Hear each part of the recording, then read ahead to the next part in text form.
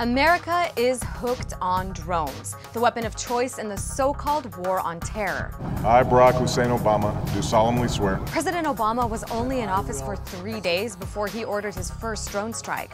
Since then, he's ordered 9 times as many strikes as Bush. 52% of Americans support the drone program. But are drones really winning the war? Maybe not. On the surface, it's the ideal weapon. A target is identified and an unmanned aircraft is sent to kill them. No soldiers are hurt in the process, and generals can watch the whole thing from the safety of an armchair thousands of miles away, sometimes as far as Nevada. That's why since 9/11, CIA and military drones have struck nearly 500 times in Pakistan, Yemen, and Somalia. But who exactly are they taking out and how? First, there's targeted killings, when specific names are crossed off the president's top secret kill list. No charge, no trial, just a missile from the sky.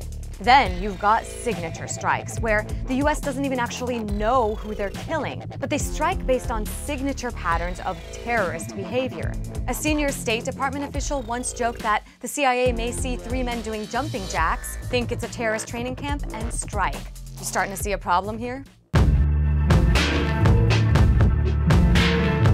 Conventional air power, or missiles, are far less precise than drones. Defenders of drone strikes constantly praise their accuracy. The problem is, that's not true, and civilians do pay a heavy price. It's hard to track the number of civilians killed by drones because of how secretive the government is about the whole program. On top of that, the Obama administration counts every single military-age male in a strike zone as a combatant, even when they're not. Estimates put the casualty count at up to 1,000 civilian deaths in Pakistan, Yemen, and Somalia since the strikes began in 2002.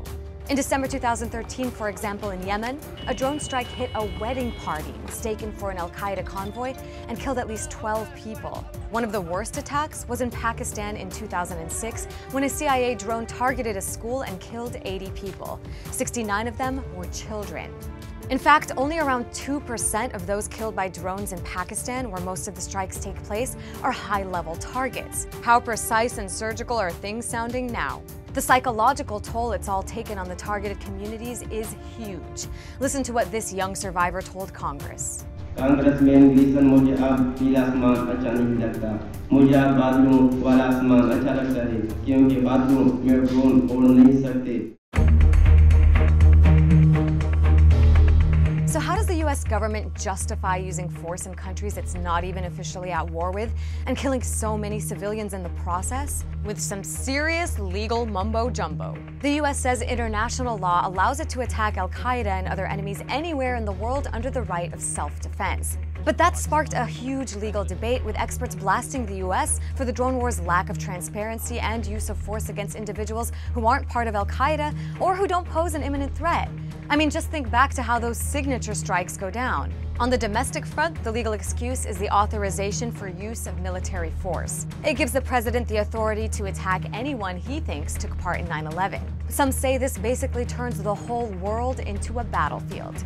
It gets even more legally messy when you consider the fact that US drone strikes have even killed at least 4 American citizens abroad, despite the fact that the Constitution supposedly guarantees them due process.